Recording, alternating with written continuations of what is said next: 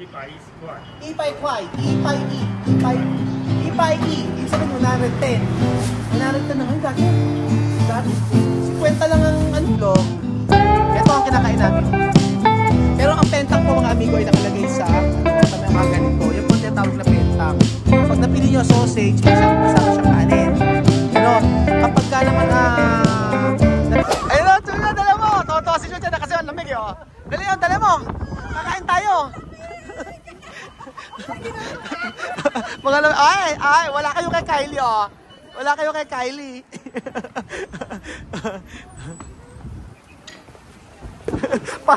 Para ka nasa freezer. Ang lamig. Ayan. So, eto ang Taiwan mga amigo. Ang linis, di ba? Oh, ang linis ng mga basura, di ba? Ang sosyal ng mga basura nila. Ang sosyal na, alam mo, sosyal ng mga basura nila dito, oh. Naka-container, di ba? Samantalang pag sa iba, nakasako sa atin. Nagkalat. Hoy, ito na tayo sa ano, ito na sa university, yung yung F4. Oh, baby. Ang lamig. Grabe, ay. Okay, Kylie, kaya pa?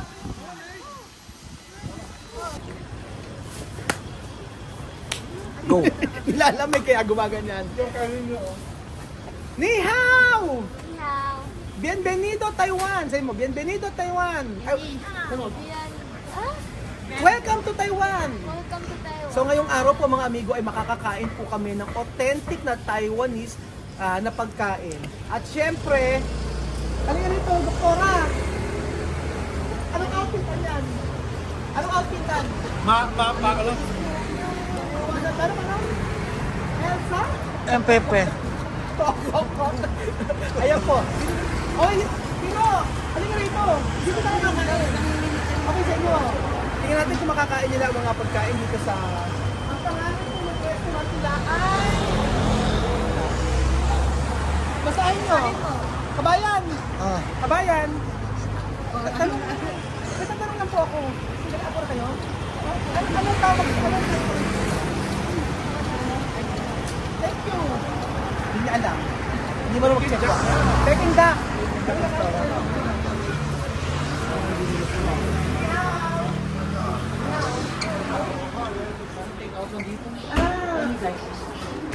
Dahil hindi sila. Kaya nyo kaya kainin? Hindi niya yata na kaya kainin. Oo, hindi na kaya kainin. Oo, hindi na makain. So tingin ko tayo na lang muna mag-try. O, kaya nyo ba? Lakad muna kayo. O, sige. Eh, 7-Eleven dito. Ay, dito sa kabila. O, sige. Itatry namin. O, sige. Balik kami dito. Hawak kami nagbablog. Nako, pera pa nga. Kaya lang ka 7-Eleven. Mamaya pa. Hindi pa kami nilito ka doon sa 7-Eleven. Ay, ito at dito din mo. Hanggang bukas yan. O, ito hanggang bukas. Mami, ano ka rito? Pati si Chuchen! Ito na, kakain. Ito po, hindi mami, ito po yung pera niya. Yung pera ni mami na hinuram namin, kaya ginagastos na po namin. May namimigay ng ayuda. Ha? Ano na? Alam nyo, hindi pa Pasko. Sige na, diretso na. Ito po yung mga pagkain nila. Iga. Pentang. Ito, pentang. Ito po yung pentang mga amigo. Ayan, yung pentang yung tawag sa mga kampati na kinakain. Pentang, no? Pentang.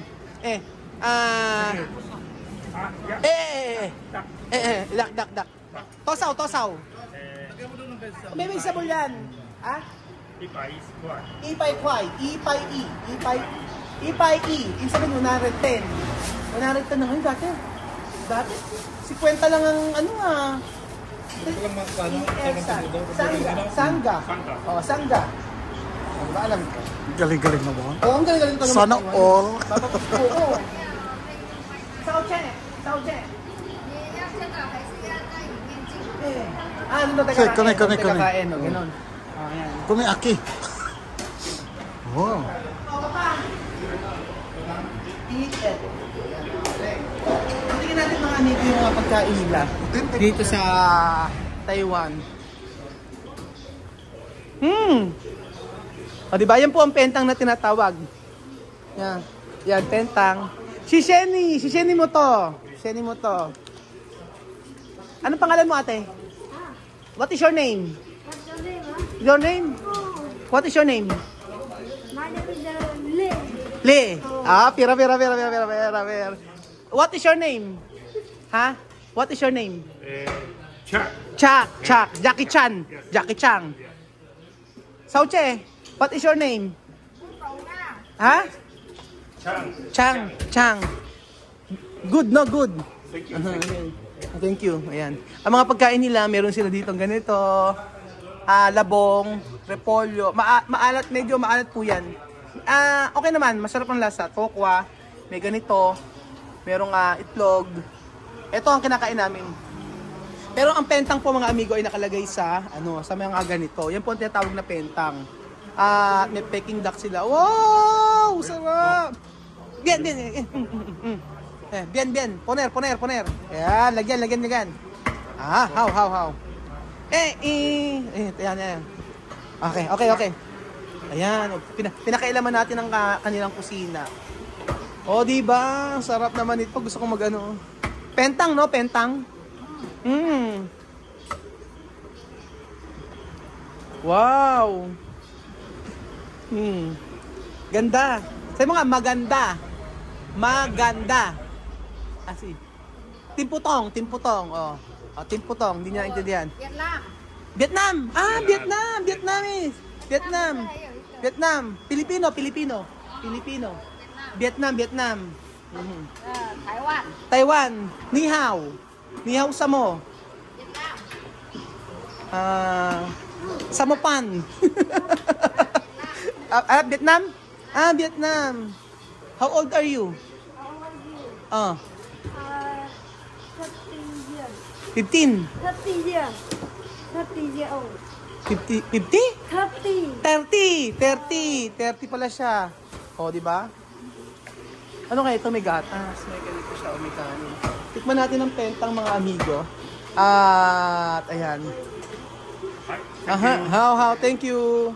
So, ito mga pagkain nila. May soup, may ganito. Ito ay, hindi ko matandaan kung ano ito. Tapos, ito, Peking duck. Ayan. Tapos yan. Shishe! O, diba? Actually, yung mga bahay dito, sa Taiwan, ginagawa ng resto, tapos may bahay sila. Ganon, kadalasan. So, tikman nyo na yung, etong tinatawag na pentang, i-explain ko sa inyo.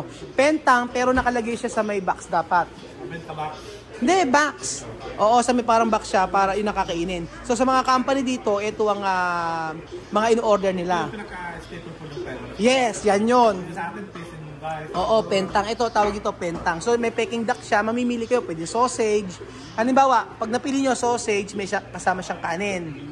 Ganon. Kapag ka naman napili nyo Peking duck, yung, may mga side dishes din siya. So, 110 times 1.8 ilan? 180. 110. Kasi 1.8. Okay. Yung mga... Magkano? 110. Oh, times 1.8. Oh. 198. Wala pang 200 pesos mga amigo, meron na kayong ganyang pagkain. Masarap na. Tikman natin. Tikman na. At hindi yan, kailangan dito Belgium ganyan. Pag mga pentang-pentang wala sila nagkukutsara, kailangan anin mo. Pwede ka magkamay. Oh, kasi kaya ba? Oh, masarap. Sabi ko, di ba, ibang authentic na Taiwanese na food? Ibang-iba sa mga kinain natin sa Binondo, di ba? Oh, mas malasa. Walang charot-charot. Walang charis-charis. Masarap. Oh, sige, sabi ni Kuya Belgian, masarap. Pero, tikman natin to. Ayan. May labong dyan. Ay, hindi na may labong eh. Hindi labong sana tikman nyo eh. Ay, ito masarap to. Mag-garlic siya. Ano? Ayan. Ano na? Masarap yung karne. O sige, tikman natin yung karne. Tsaka, alam nyo, dito ako yung nasa Taiwan ako, ito yung umuna sa akin. Ito yung pagkain na hindi ko makakalimutan. Ang una, ayaw kainin ni Lenlen nito. Oo. Medyo meron ka naman pagkain ha. Meron ka nito. De joke lang. Tingnan natin. So, tikman po natin ang kanilang pagkain na Peking duck. Pero masarap yung ano nito. Actually, ang masarap nito yan, yung mga repol yung ganito. Ito Diba? tofu, masarap yung tofu.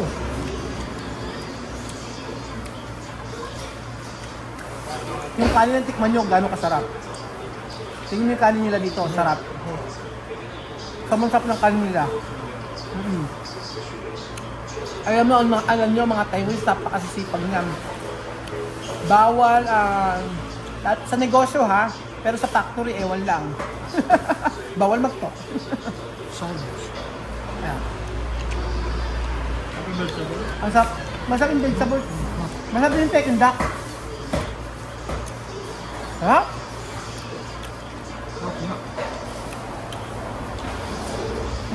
Sarap. Oh, dyan sila. Asan na? Kumain na kayo ng pentang. Pentang pala ito, mami. Kumain na kayo. Asan yung kamit ko? Hello, ito, ate.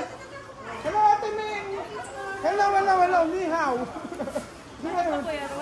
Ang ganda-ganda pala nito. Sa personal. Ayun nyo. Kumain na kayo ng pentang. Diba unang pagkain namin pentang. Tapos asa tayo. Oo. Taxi tayo. Kumusta po ang buhay Taiwan? Okay lang. Ate, naka-LL.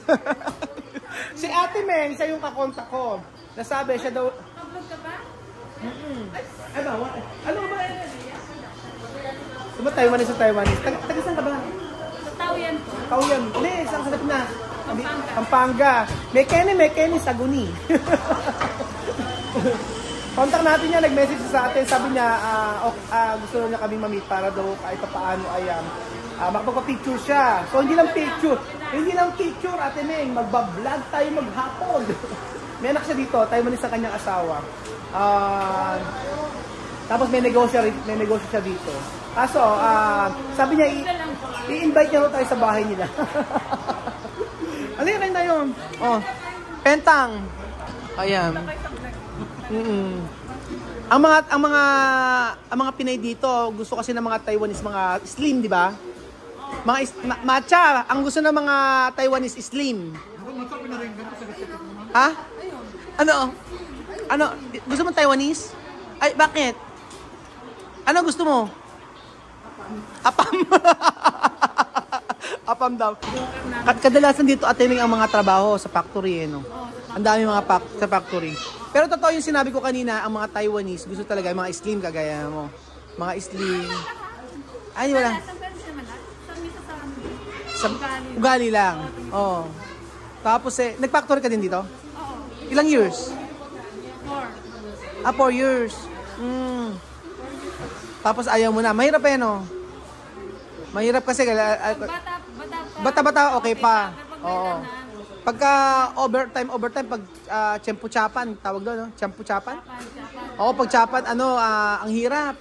Sobrang hirap ng trabaho ng factory dito. Kaya mainam, negosyo. Pero ang maganda dito sa Taiwan, lahat organized. Organized sa lahat ng mga kamera, no? Ayun, may camera, ayun. Ayan, kumakain sila ng pentang. O, di ba? Ang galing-galing ni Mami. Dati hindi ka kumakain yan, di ba? Hoy, di ba hindi ka kumakain ng ganyan?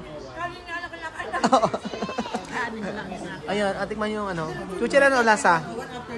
Masarap? Totoo? Ayan, kainin mo na, Riz. Tingnan mo naman si Chuchay, oh. Wag kayo kay Chuchay hanggang sa buto. Talong-talo ka. Talong-talo ka. Ikaw kayo tikman mo ba? Bakit ayaw mo? Bakit? Tikman mo. Oh. Tikman mo lang.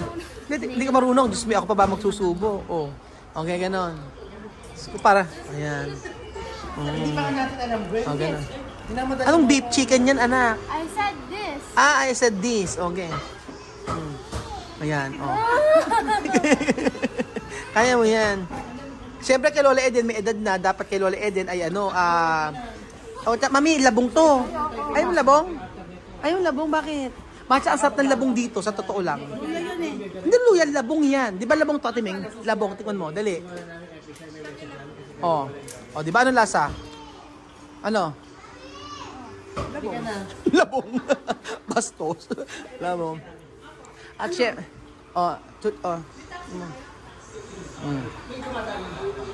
Ano last? Kayo after dito. Luchen, oh. Ay, si Luchen, hindi kumain si Luchen. Yan, Kasi chipay. Sarap, Chipay? No, chipay. Kasi chipay. Basta pa naman ng chipay. So, ayan pa mga amigo. Syempre, dapat matikman nyo yung pagpunta nyo ng Taiwan, dapat matikman nyo yung mga ganyang pagkain. Hindi kayo galing ng Taiwan pagka hindi nyo tikman ang pentang. Pentang po mga amigo. So, na may Peking duck, may sausage. Ang sipag ng mga Taiwanese talaga. The best. Sarap. Habang inaabala ko sila, ay kumain po tayo ng fried chicken. Chicken na manok. So masayang ma-experience talaga ang mga ganito na makarating sa ibang bansa tapos papakita nyo. Ako talaga, nagbalik ang aking mga nangyari before sa akin dito sa Taiwan. Iba ang dinanas ko dito. Kung alam nilang po mga amigo. 3 months pa lang. Kaya gusto na akong pauwi ng aking lokpan. Ang aking supervisor dahil mali-mali ako sa trabaho. Pero doon ako nakakilala sa Lord. That time na parang sobrang hirap ng dinadanas ko. Kasi isipin niyo, pauwi na ako 3 months, hindi pa ako nakakabayad ng placement fee. Kaya sabi ko po sa inyo, sabi ko, I surrender to you, Lord, lahat. Kung pauwi mo ako. Pero please, Lord, huwag mo akong pauwiin. Kailangan ko magbayad ng placement fee. So, iba ko ang kaparaanan ang ginagawa ng Lord para mapalapit tayo sa Kanya. So, sa buhay ko, napalapit ako sa Kanya because sa mga dinanas ko dito sa Taiwan, na lagi ako minumura ng aking supervisor, sinasabihin akong bobo, wala akong alam, kailangan umuwi ka na, ganun po. Pero dahil doon, nagkaroon lang ako ng faith lang kay Lord na hindi aalaw ng Lord na umakauwi ka at mabaon ako sa utang. So utang ko kay sa Mercy ang 80,000 NT dollar. That time. So ayun, masaya ang buhay ko dati before sa Taiwan nung nakakilala ako sa Lord. Nakilala ko na ang mga kapatiran dito sa Taiwan. So tara na! Welcome to Taiwan uli! At tayo ay kumain ng pentang!